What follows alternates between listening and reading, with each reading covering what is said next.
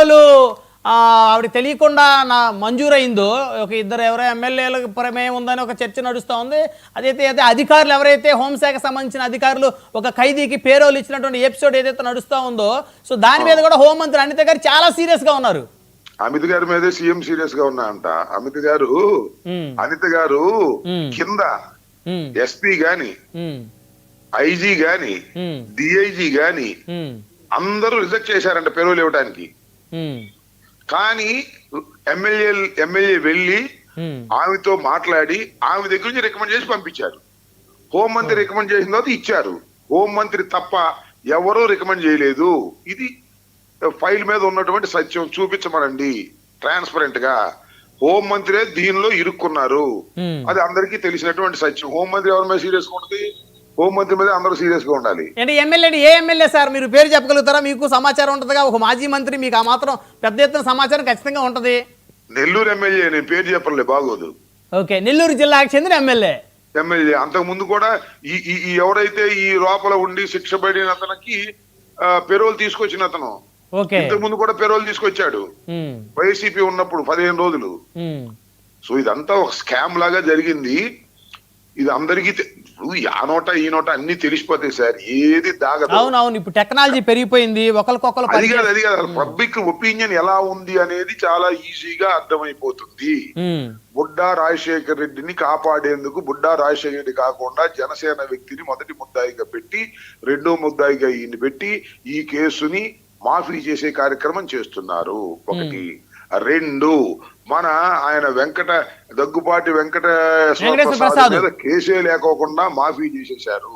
కేసే పెట్టలేదు. బూతులు తిట్టినా కూడా కేసు పెట్టలేదు. ఈ రెండు కూడా జరిగిన సత్యాలు.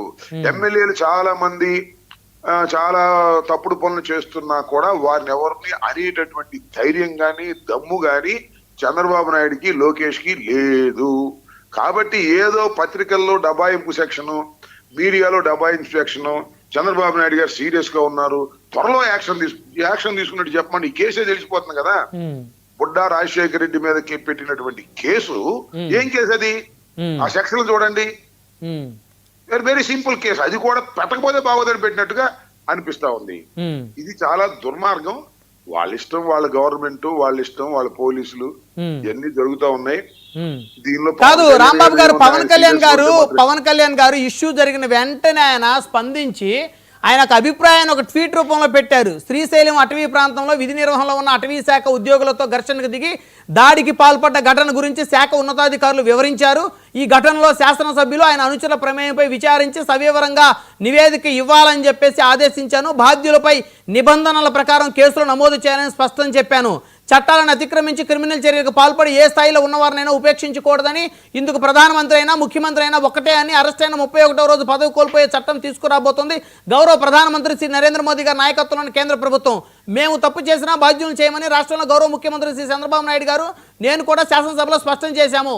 ఇది ఉప ముఖ్యమంత్రి గారు చాలా సీరియస్ గా ఆయన స్పందించిన విధానం. అబ్బా బాగా చదివారే. ఎన్ని పేపర్లు ఎఫ్ఐఆర్ చదవండి ఒకసారి, సెక్షన్ చదవండి ఒకసారి. ఏంది సీరియస్ నాకు అర్థం కాదు. ఊరిని జోకులు మాకండి సార్ ప్లీజ్.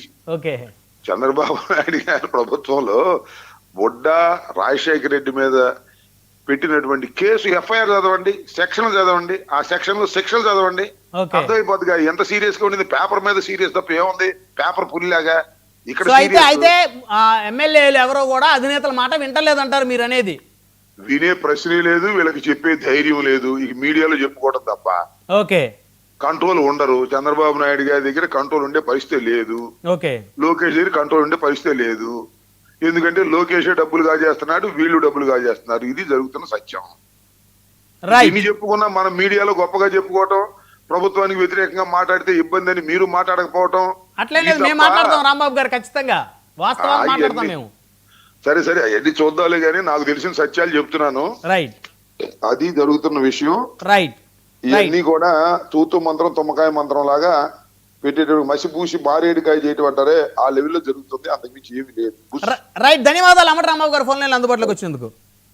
రైట్, డిబేట్లోకి వెళ్దాం. మనతో తెలుగుదేశం పార్టీ నుంచి అధికార ప్రతినిధి సురేంద్ర నాయుడు గారు జాయిన్ అయ్యారు. అదేవిధంగా జనసేన పార్టీ నుంచి వివేక్ బాబు గారు, వైసీపీ నుంచి పసులూరు సురేష్ గారు, రాజకీయ విశ్లేషకులు మస్తాన్ రావు గారు జాయిన్